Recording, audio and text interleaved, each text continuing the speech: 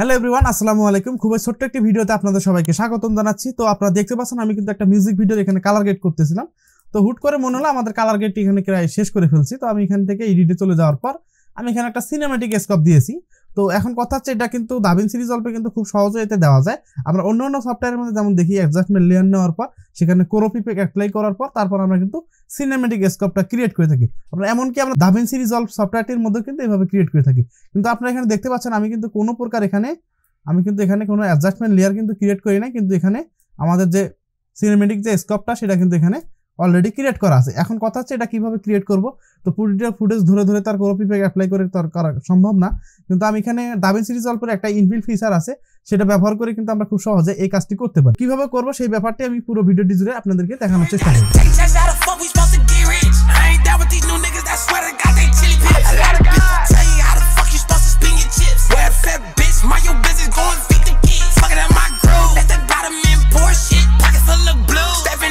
Welcome back. তো আপনারা দেখতে পাচ্ছেন আমাদের কিন্তু ফুটেজটা কিন্তু এখানে পূর্বের অবস্থায় আছে। এখন আমরা কি করব, আমাদের যে কাঙ্ক্ষিত যে কাজটা সেটা করার চেষ্টা করব। তো শুরুতে আমাদের যে কাজটি করতে হবে, আমরা এখান থেকে টাইমলাইনে চলে যাব। দেন আমরা এখান থেকে আউটপুট ব্ল্যাঙ্কিং যে লেখাটা আছে এখানে ক্লিক করার পর আমরা দেখতে পাচ্ছি এখানে অনেকগুলো কিন্তু এখানে অপশন আছে। তো আমরা কি করব, আমরা এখান থেকে 2.35 এটা সিলেক্ট করে দেবো। দেওয়ার সাথে সাথে আমাদের কিন্তু সিনেমেটিক কিন্তু যে ব্ল্যাক বারটা সেটা কিন্তু চলে আসবে। এখন যদি ফুটেজে যদি চলে যায় তাহলে দেখতে পাচ্ছি আমাদের কিন্তু সেই সিনেমেটিক স্কোপটা কিন্তু এখানে সব ফুটেজের মধ্যে এখানে চলে আসছে।